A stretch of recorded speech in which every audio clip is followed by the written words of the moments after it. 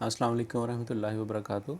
अक्सर माएँ ये कहती हैं कि हमारा बच्चा जो है वो बुरे तरीके से पेश आता है, हमें मारता है, छोटे बहन भाइयों को मारता है, गाली गलौज करता है, या उसका रवैया जो है वो ठीक नहीं है, या किसी भी किस्म की उसमें जो है वो बुराई है। तो यहाँ पर देखें कि पेरेंटिंग, कि हमें पेरेंटिंग किस तरह करनी चाहिए, बच्चों के साथ हम किस तरह का रवैया रख सकते हैं, किस तरह की बातें कर सकते हैं, कैसे माहौल में उनको रख सकते हैं।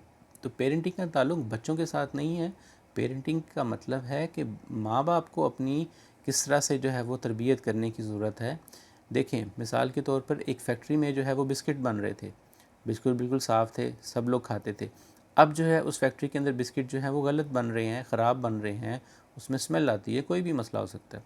तो इसमें जो है वो बिस्किट का तो कसूर नहीं हुआ, इसमें उस फैक्ट्री और उस सांचे का कसूर होगा जिसके अंदर वो बिस्किट प्रोड्यूस हुआ है, यानी कि माँ बाप का।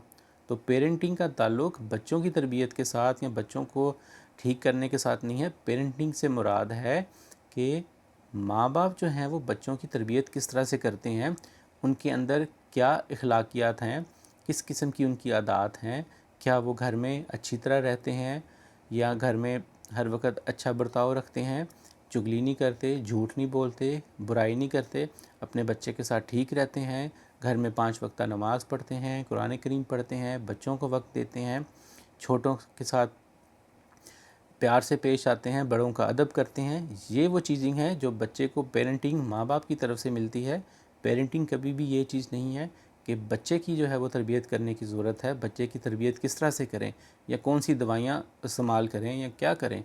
पेरेंटिंग का ताल्लुक़ सिर्फ़ माँ बाप की तरबियत के साथ है। अगर माँ बाप अपनी तरबियत कर लें तो बच्चों की तरबियत जो है वो ख़ुद ब खुद हो जाती है।